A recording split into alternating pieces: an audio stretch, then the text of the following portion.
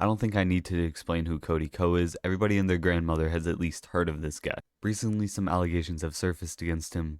The reason I say surfaced is because these are by no means new allegations. These allegations have been out for years and they're just now gaining traction. And I think part of the reason it's been buried for so long is because it's coming from Tana Mojo, who isn't necessarily the most liked person. And this isn't just a big fat nothing burger of a fucking Twitter thread. There are actually mounds of evidence. Obviously, because of how much evidence there is, this shouldn't go unnoticed. And speaking of this podcast, about a month ago, she hosted a live episode in front of an audience, and the conversation turned to you. Who's the smallest you've ever had sex with? Oh my God, do no one look at me, Cody Co. I can say that. I was literally 17, I can say that. This clip started making the rounds and people were understandably perturbed because if Tana Mojo was 17, you would have been 25. So people started speculating and Tana decided to set the record straight. I hooked up with Cody Co when I was 17 and he was 25. Now some cave gooners are looking at this and they're like, well, does it really matter? Because what if she was 17 and 364 days old? And to them I say,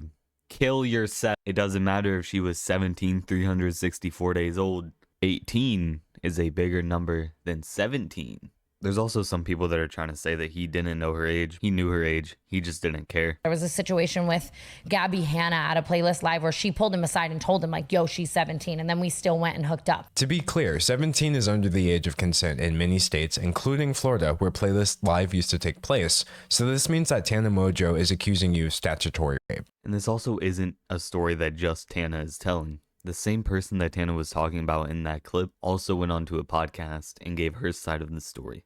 One time, I told a guy, I saw him making out with a girl at a party who was underage, and I pulled him aside and I was like, hey man, you probably don't know, I know she like looks a little older, she's underage, watch it. And he's like, oh my God, thank you for telling me.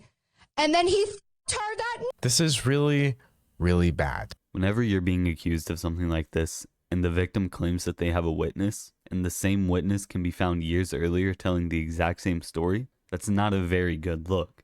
And you probably shouldn't just wait for this all to blow over, which is exactly what he's been doing. He knows about the allegations, he just doesn't give a fuck. And let's say he does care. He has yet to say anything about it, and he's filtering his comments. As pointed out in this video, he is seemingly censoring his YouTube comment section. And now you're choosing censorship. On your YouTube channel, where you've been pumping out content nearly every day now, I couldn't find a single comment on your last video about this situation. Not even one. Comparing that to the comment section on your Instagram, where every single comment I saw was about this, it's clear that you're heavily censoring your audience on YouTube. I actually went and checked this myself because this is a Lego build that you can follow along with at home.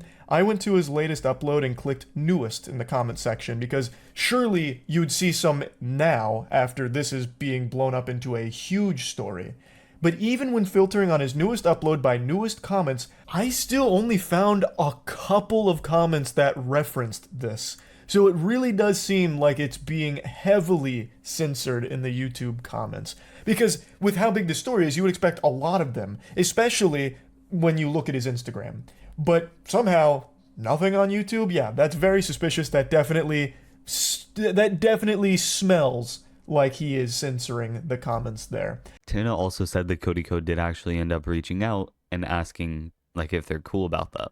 And unfortunately enough, this isn't his first time with something like this. He used to have a friend that he included in pretty much all of his videos. It later came out that he unconsensually recorded a sex act, and the woman in the video also said that she was drugged. You used to frequently feature and promote your college friend Colby Leechman in your videos, until it came out that during your school days, Leechman's university put him on probation for, as a United States District Judge would later put it, the non-consensual videotaping of a sex act with another student, showing the video to other people, lying to the police about the video, and behaving horribly to that individual and at least one other woman. To make matters worse, the woman in the video also alleged that Leechman drugged her before the recording and that she hadn't actually consented to anything at all. You had this man in your videos. You were telling us to follow him on Instagram, and at some point you did wise up, so he's no longer part of your content, but he still seems like he's very much a part of your friend group. From the continued hangout since then to inviting him to your wedding just last year, people are under the impression that you're best friends with someone who, at best, committed an illegal sex act, and at worst is an alleged rapist. And no matter how many times people rediscover this information over the years, you refuse to say anything at all. You could clarify this, but you won't. But now your cowardice has reached a new low. You've tried speaking and you've tried silence, and now you're choosing censorship. So he's very clearly aware of the fact that there are allegations against him regarding Tana Mojo, and he also doesn't care that his friend is an alleged rapist. So yeah, he knows about the allegations, he's reached out to Tana Mojo about it, he has yet to say anything publicly, and he's censoring his YouTube, Reddit, and I guess you could say his Twitter, because he has his replies off on his latest post. I don't think Instagram's censored. Yeah, once again, these are all allegations. If he makes a response or an apology to this, obviously I'll probably talk about it. If it's paywalled, I'll still talk about it. I don't really care. But yeah, that's pretty much it. YouTubers aren't as good of people as you think they are. Bombs away.